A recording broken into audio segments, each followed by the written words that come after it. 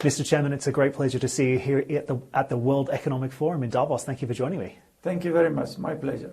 Mr. Chairman, explain to me what your focus is on the ground here at the forum. I mean, as I said to you earlier, it's a place where you get, thousands of people. You get people that, like people come from US, from Asia, from all parts of the world, and to go and travel to different parts of the world to meet them here, meet them under one roof. You meet some new people also. And some of the sessions, especially on AI and a few other sessions about the world economic and what's happening in geopolitics, is quite informative. And so when it comes to the outlook for real estate globally, what are you seeing right now? The interest rates start coming down slowly. That's good globally for the property business, as you know. Of course, in the last 2-3 years, since interest rates start climbing very, very strongly, property markets globally is in a very bad shape. US, Europe, particularly, and especially office space. And that's, as you know, Dubai, alhamdulillah, we're doing very well. In Dubai, we're doing very well.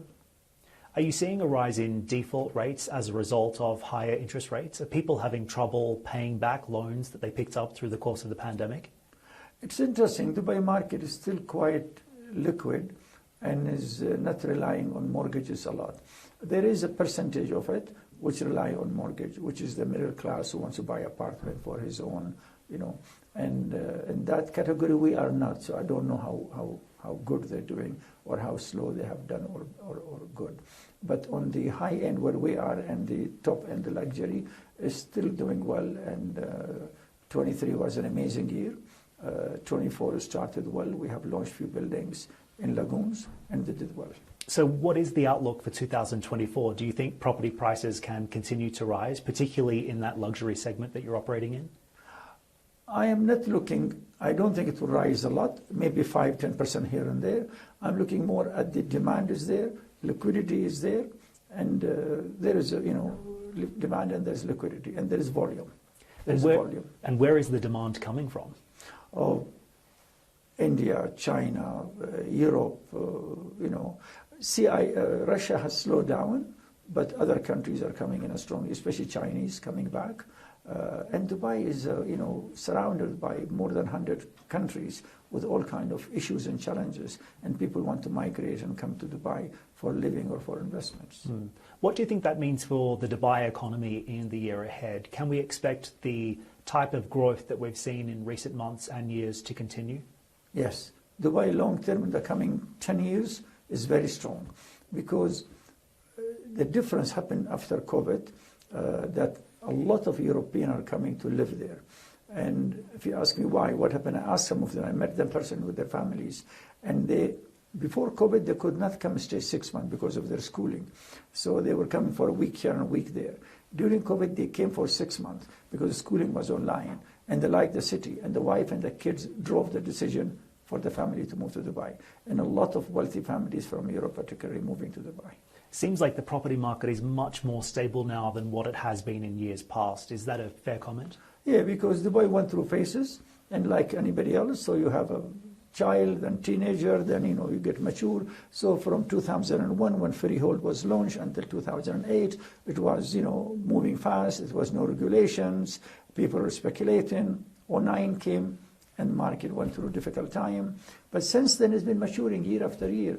And if you look at Dubai, prior to 2008, we had 200 developers. If you look after the next boom came in 2012 and 13, we had about a dozen of them.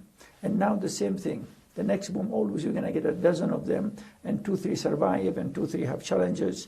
So that's very healthy for the market. And we've seen it from 2009 until now. In the last 14 years, always has been 4 developers who are, majority of the market, us, Emaar, Dubai Property, and Nakheel.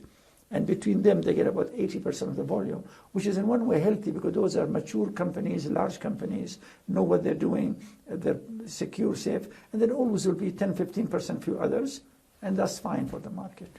And so how is business as a result? What type of performance are you seeing right now? As I said, we've done very well in last year in 23, and this year started, of course, we are only just 2 weeks in the year, but it started well. We launched some low-rise buildings in the lagoon, and the demand is good. I see the 24 going to be a good year. I wanted to ask you about the conflict in the region as well. New tensions perhaps undermining investor confidence in the region and in particular within key real estate markets like Dubai. Are you seeing an impact as a result of this new conflict? It is the unfortunate the region has been having those problems and issues politically and wars for the last 40, 50 years. And Dubai has benefited from that. And Dubai always have seen those challenges. And if the market reacts for a few months and then comes back, and market get used to it. So this time on 8th of October, market was a little bit nervous but it took not more than 3 weeks. In November, we are back to where we were. So you think that this type of economic momentum can continue irrespective of what's happening geopolitically within the region? I won't say irrespective. I'm sorry, if for God's sake UAE become part of that conflict and we are in a war, then it's a different story. But so far, UAE leadership have maintained a very good political policy, being, to a certain extent neutral, not getting involved in issues and wars of that type. And economically, because we're one of the unique countries in the region, offer a lifestyle, security, safety, political stability, very good laws, regulations, as you know, the long-term golden visas and all that. So a lot of people coming and residing in Dubai.